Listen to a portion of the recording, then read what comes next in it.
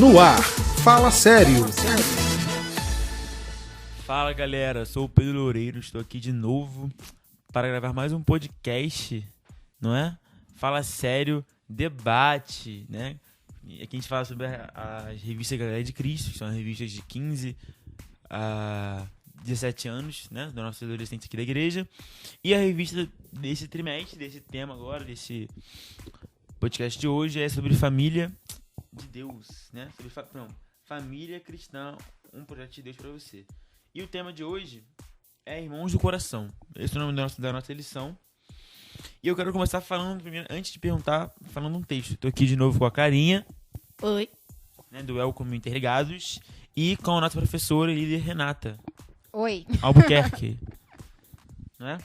Então, vamos lá. Ó, em Efésios 2,19 diz assim: portanto, vocês já não são estrangeiros nem forasteiros, mas como cidadãos dos santos e membros da família de Deus, edificados sobre o fundamento dos apóstolos e dos profetas, tendo Jesus Cristo como pedra angular, do qual todo edifício é ajustado e cresce para se tornar um santuário santo do Senhor. Neles, vocês também estão sendo edificados juntos para se tornarem morada de Deus por seu Espírito. É bem certo.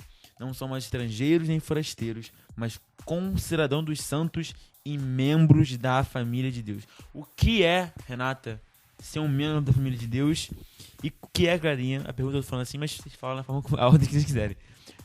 E qual era a nossa condição anterior a essa filiação à família de Deus? Nós éramos abandonados. Pessoas que estavam lá no lixão.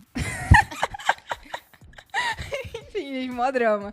Enfim, antes da gente fazer parte da família de Deus, a gente era desfiliado. Sei lá, tem um termo melhor pra isso? Efésios 2,5 fala que antes de sermos feitos filhos de Deus, nós estávamos mortos em nossas próprias transgressões. É algo meio pesado, mas é exatamente isso. A gente estava morto nas nossas próprias transgressões, presos no jugo do pecado e da morte, presos a nós mesmos e é basicamente isso. A gente estava preso nas nossas próprias transgressões, preso na lei do pecado e levados a fazer aquilo que a nossa carne queria. Essa pergunta me lembra um pouco de Paulo, porque assim, Paulo, antes de se tornar cristão, ele era um perseguidor de cristãos. E ele vivia para si mesmo e para os desejos, principalmente no caso dele, dos seus líderes farisaicos. E ele perseguia os cristãos porque acreditava que estavam no caminho certo, mas ele estava no caminho errado.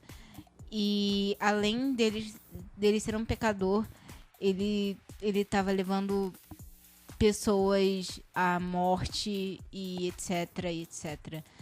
E quando ele finalmente conhece a Deus, tem uma experiência fortíssima, né?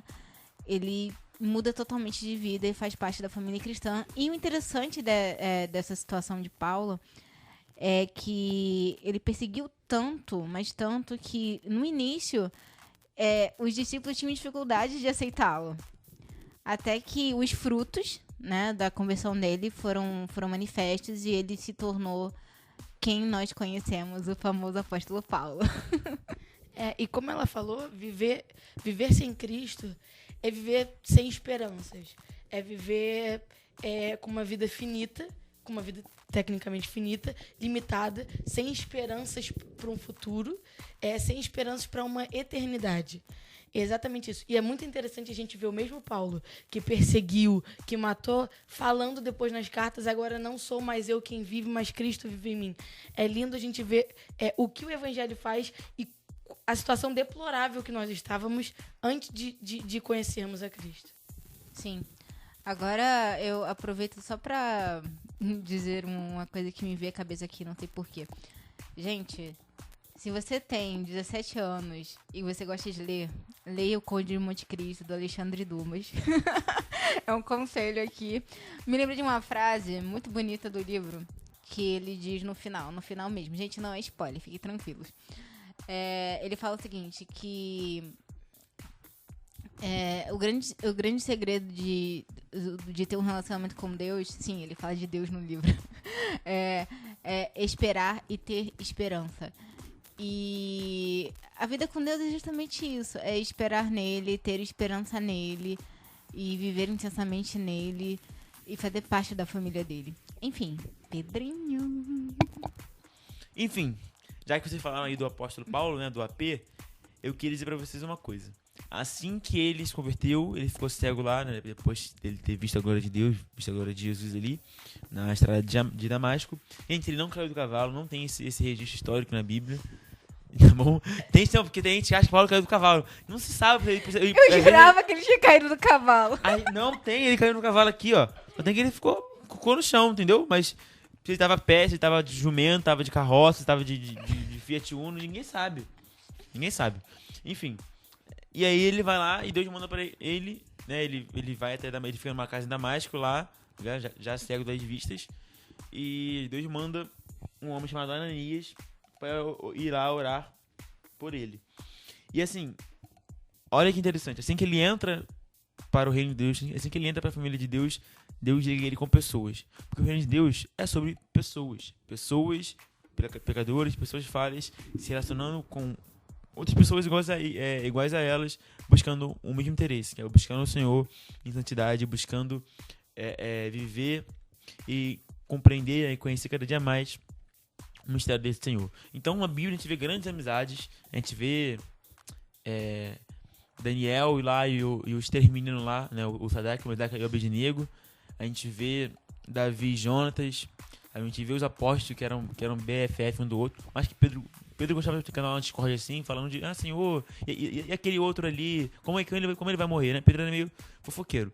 Mas existiam grandes amizades que você vê ali na Bíblia sendo formadas, né? Paulo, inclusive, fez com Ananias, fez com Barnabé, fez com Timóteo também, né? Que era quase mais um pai e filho, mas também era amizade. Fez com aquele menino da prisão, que ele ficou ali na prisão. Tem sim. Silas, tem o Silas também. Isso. Paulo e Silas. Paulo e Silas, tem várias músicas do Paulo e Silas. Então, tive assim, grandes amizades, né? Tem Elias e Eliseu. Então, assim, existem grandes relacionamentos na Bíblia de amizade e relacionamentos duradouros. Nosso pastor fala que o quê? Que um ser humano saudável é que ele consegue se manter relacionamentos profundos com outros seres humanos durante um bom período de tempo. E, chegando em toda essa grande volta que eu devo fazer a pergunta, né? Toda essa explicação enorme, essa palestra que eu devo fazer para falar a pergunta, qual a importância de eu estabelecer amizades, né, relacionamentos verdadeiros ao longo da vida? Qual o valor que isso tem? Eu vou citar uma pessoa que é amiga minha há muitos anos, Rebeca. Ela mora em Belo Horizonte, mas morou aqui no Rio há muito tempo. Conheci ela aqui, obviamente. Que ela é a única pessoa na minha vida que tem a coragem de falar tudo na minha cara sem papas, nenhuma na língua. E por que isso é muito importante pra mim? Você pode dizer, mas Renata, isso não dói de vez em quando, não fere o seu ego, não fere seu orgulho. Fere, gente. Só que ela tem a coragem de me dizer quando eu tô errada, com todas as letras, pra me ajudar a crescer. E você sente o amor dela em cada atitude que ela tem. Então, assim, é bom ter amigos por vários motivos. Um dos motivos é porque você só cresce, só amadurece por meio dessas pessoas. E é aquela coisa, né? Quando você tiver mal, você tem alguém ali pra te levantar. A Bíblia diz que é melhor serem 2 do que 1, justamente porque quando um cair, o outro levanta. Então, ter amigos no reino de Deus é fundamental. O ser humano, ele é feito para se relacionar, né? O ser humano não é feito para estar sozinho ou para ficar sozinho. Então, amizades são essenciais. E como ela falou, amizades que te falem a verdade são melhores ainda. Porque às vezes vai doer. Às vezes, eu tenho um colega que ele me fala muito a verdade, muito, muito, muito na cara. E um dia ele me falou, ele me ajuda a estudar sobre política, que é um assunto sobre o qual eu me interesso. E um dia ele falou na minha cara, você está errada e você está sendo feita de massa de manobra nesse ponto. E eu fiquei, que absurdo você falar isso pra mim. E eu fiquei um pouco chateada, falei, não vou mais falar com você. Fiquei um dia sem falar com ele. E aí, nisso, o Espírito Santo trabalhou muito em mim e falou...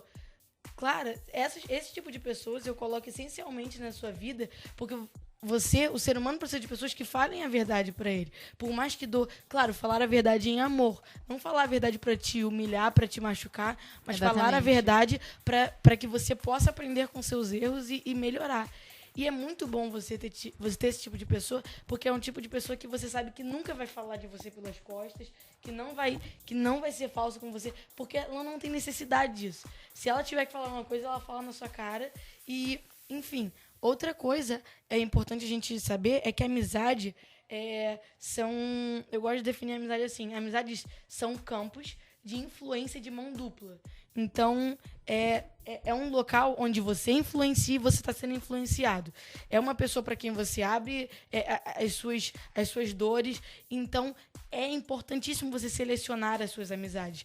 Tanto pessoas verdadeiras, quanto pessoas que te aproximem de Deus. Porque você pode encontrar pessoas verdadeiras que não são cristãs, mas pessoas que te aproximem de Deus é essencial. Porque um conselho, uma palavra de ânimo, não desiste, continua com isso.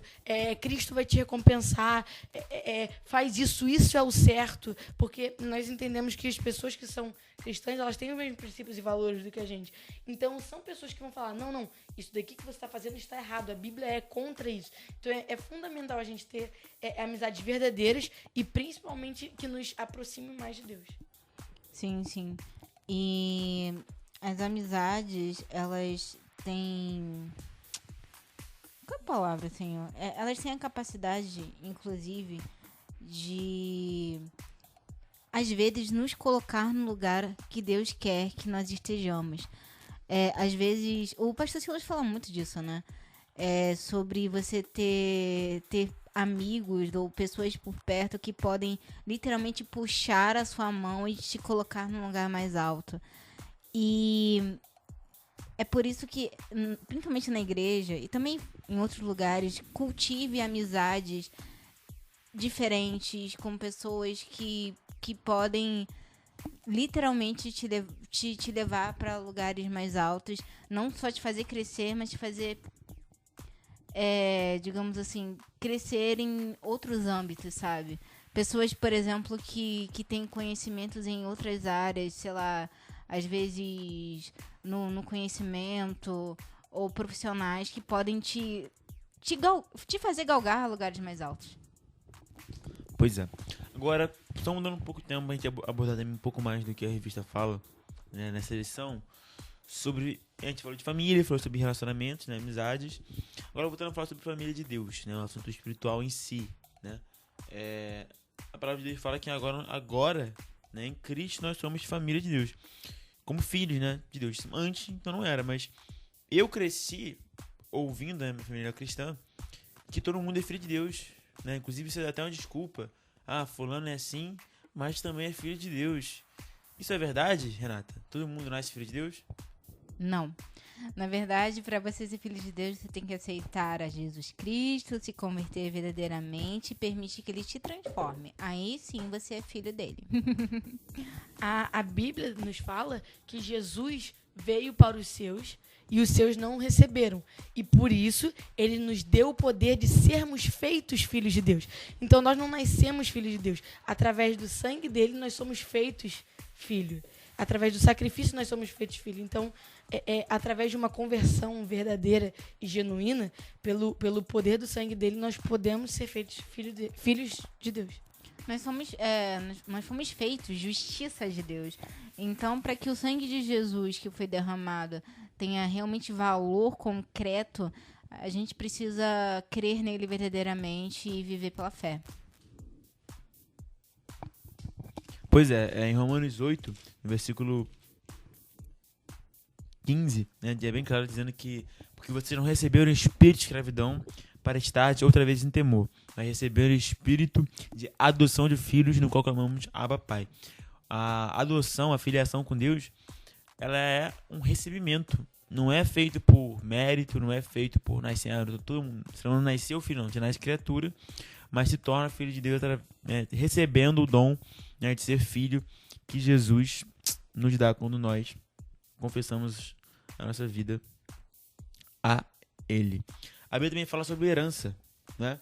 Porque no mesmo texto que fala sobre isso, né, em Romanos 8,15, no versículo depois, né, vem o versículo 16, versículo 17, diz assim: e se filhos, então herdeiros de Deus e co-herdeiros com Cristo. Se sofremos juntos, também seremos glorificados juntos. Então, eu quero falar com você sobre essa condição de sofrer junto e ser glorificado junto. Como é que funciona isso? Vai, Clarinha.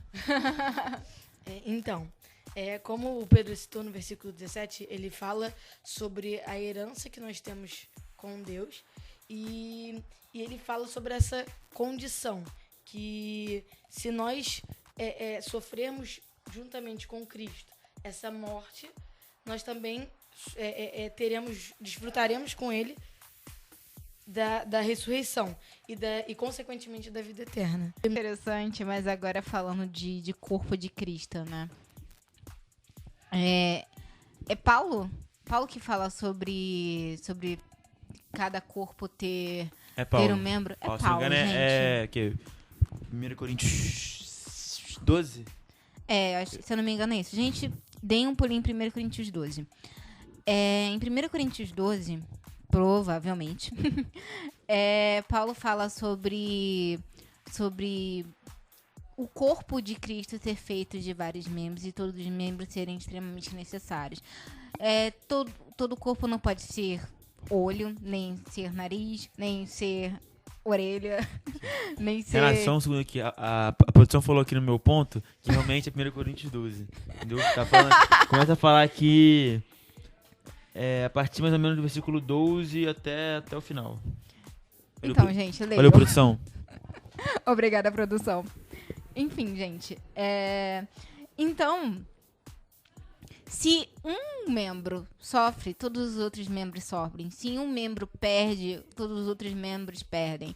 E eu posso falar de uma forma muito específica, como deficiente auditiva, que isso é muito real. Então, resumindo, gente, eu sofro muito porque não tenho audição. Como assim, Renata? Vou explicar pra vocês. Minha vida inteira, na adolescência, eu tive muita dificuldade de me aproximar das pessoas, de ter boas relações sociais, porque eu não ouvia direito, entre outras coisas, como não entender o que o professor estava falando na sala de aula. Então, se eu, pessoalmente, sofro porque um dos meus membros tem defeitos, imagina o corpo de Cristo. É mais complicado ainda. Nós dependemos muito uns dos outros. E é isso. Falando sobre corpo e sobre membros com defeito, com dificuldade, a última pergunta de hoje, fala um pouco sobre isso. Fala de por que é importante ajudar o próximo em suas dificuldades. Por que é importante eu ajudar esses outros membros do corpo, esses meus irmãos, essas minhas irmãs que às vezes passam por necessidade, passam por dificuldade. Que às vezes não é nem grande coisa. Às vezes é você parar, ouvir aquela pessoa e orar por ela. Às vezes é mais. E aí você vai conforme a sua capacidade de ajudar. Mas por que é importante eu parar e ouvir e ajudar o próximo na sua dificuldade? Eu quero fazer essa pergunta aqui, mas também quero contar antes um testemunho que eu tive. Mas conto o testemunho assim para vocês irem depois debatendo sobre ele e falando sobre isso. Estava eu, voltando ali de um shopping aqui perto de casa, e aí tinha uma senhora com uma mochila bem assim, tipo, na esquina do shopping. E eu tava indo embora, tipo, eu segui meu caminho pra casa, tava cheio de fome já, tava horas na rua já, vendo coisas, da minha vida. E aí, eu vi a senhora parou uma mulher que tava do meu lado pra pedir dinheiro, pra, tipo, pedir pra comprar comida. E eu ouvi, porque eu tenho audição por... Não sei se é isso, porque, assim, não sei se eu fui criado lá... Porque onde eu morava, tinha mulheres que ficavam na rua, as fofoqueiras, elas ouviam tudo, de tudo que é lugar. Ouviam, assim, através das paredes elas ouviam. Então eu fiquei com a audição um pouco aguçada durante a infância por conviver com aquelas mulheres lá da rua onde eu morava. Então, assim, eu ouço bastante. Eu tô na rua, assim, tô com foco, mas eu tô ouvindo, focado em tudo, como se fosse um radar. E eu ouvi aquilo ali e, como sempre, falei, tá bom, a mulher não pediu pra mim mesmo, vou embora. Fui à frente. E como sempre, como Deus sempre faz, eu dei uns 3 passos, parei e voltei. Porque Deus, ardeu no meu coração de conversar com aquela senhora. Eu conversei, acho que... eu lembro o nome dela, não era Sônia. E ela era cristã, mas assim, uma pessoa bem simples, muito simples, muito simples. Muito humilde, mas muito gente boa, sabe? Tipo, muito maneira. Muito maneira a senhora. E ela me contou que ela tava desempregada, que ela tinha... A filha dela também tava desempregada, tava correndo com uma causa na justiça. E que ela, né, que às vezes não tinha que comer, porque ela não trabalhava, era uma senhora de muita idade. Tinha 2 crianças para sustentar, que eram seus netos. Mas a sua filha, que, né, que o marido tinha morrido, enfim, toda uma história. Ela mora também numa área muito pobre. E aí eu falei, ó, senhora, eu vou ajudar a senhora. Eu não tenho muito dinheiro, eu tinha R$20 só, mas tem um mercado no shopping. Eu falei, a gente vai lá no mercado, vai comprar as coisas. Porque acabou que no dia a gente não conseguiu, porque ela não podia levar, porque ela tava muito mal, e eu não podia levar onde ela morava, porque era muito longe, e tipo, porque ela mora bem no alto do morro. Eu falei, eu vou lá. Ela falou, é melhor você nem ir. E aí eu falei, então amanhã a gente vem aqui. E eu marquei com ela no outro dia, no mesmo horário. Aí quando eu cheguei, ela não tava. Eu falei, meu Deus do céu. Eu cheguei tarde, era no horário, depois eu dei a volta no shopping. Quando eu voltei, ela tava lá. E com aquele dinheiro que eu tinha ali, eu ofertei na vida dela, ajudei, conversei. Até também tinha uma causa na justiça, eu falei com ela, eu conheço um lugar que ajuda com isso e tal, de forma gratuita. E tenho orado por ela e assim, foi ajudar uma irmã em Cristo, sabe? Tipo, não foi muito, mas naquele dia ali fez diferença. Naquele dia ali eu conheci uma pessoa nova, conheci uma nova realidade, que a gente fecha nossos olhos pra tudo. Aqui em casa tudo bem, tá tudo bem com a minha família, e tem pessoas por aí sofrendo. E aquele dia eu me permiti ser auxiliado pelo Espírito Santo para me manifestar ali amor e bondade dele e ajudar meu irmão. Então, eu com essa minha palestra, eu pergunto para vocês: por que é importante ajudar o próximo nessas dificuldades? Ai, por quê? Por quê? Caramba, gente, ajudar o próximo na sua dificuldade é a melhor coisa que você pode fazer pra demonstrar realmente que você é um cristão. Porque amor, ele tem que ser refletido em atitudes. Então, se você não faz isso, se você realmente não age em amor, então... Cara, como assim você é cristão, sabe? Eu tô lendo um livro... Quer dizer, estava lendo. Agora estou lendo outro. Estava lendo um livro chamado Como Fazer Amigos e Influenciar Pessoas. Que é sobre liderança, enfim. E lendo ele, eu acabei percebendo que nós, seres humanos, somos extremamente egoístas. Como assim? O Dale Carnegie, que é o autor do livro, ele fala o seguinte, que quando a gente está conversando, costumeiramente, nós falamos muito de nós mesmos e não damos abertura para os outros. Então, a melhor maneira de você conquistar uma pessoa é falando dela mesma e não de si mesmo. E eu acabei percebendo que a melhor maneira de você... Uma das melhores maneiras de você demonstrar amor é anulando a você mesmo numa conversa e dando espaço para a pessoa ouvir mais do que falar, entendeu? Então, amar de verdade só com atitudes. E é importante, ajudar pessoas é extremamente importante, tanto pelo que ela falou, quanto pelo que a gente falou um pouco antes. Quando a gente falou sobre... Acho que foi no outro podcast, mas tudo bem. Eu sei que você escutou os dois, então você está bem inteirado das coisas. Enfim, quando a gente falou sobre... Quando alguém nos magoa e que a gente entende que a pessoa recebeu rancor e ela não tinha como dar amor. E quando ajudar o próximo, dar amor, doar, é uma prova de que você recebeu tudo isso de Cristo. Então, ajudar as pessoas é quando você mostra como você verdadeiramente, se você se converteu de verdade, o que você recebeu de Cristo. Porque se nós recebemos amor como filhos, se nós recebemos ajuda, porque como a gente falou antes, nós estávamos em um estado deplorável e então nós encontramos a luz e ele nos tirou para a sua maravilhosa luz. E se a gente entende isso, a gente entende que é exatamente o que a gente tem que passar para as outras pessoas. Caramba, se um dia Cristo nos tirou da pobreza que era viver para mim mesmo, eu posso ajudar a outra pessoa minimamente com coisas materiais. E aí, consequentemente, falando de Jesus para ela também. Isso aí. Gente, estamos enterrando por hoje. Estou substituindo o Pedro porque ele sumiu. Por favor, escutem, compartilhem, comentem e sigam Alvoroco EBD e estejam aqui Na EBD, 9h30 da manhã, todo domingo, em qualquer ADVEC do Brasil. Exatamente. E tchau, galera! Você ouviu Fala Sério, um programa da Escola Bíblica Dominical da Assembleia de Deus Vitória em Cristo.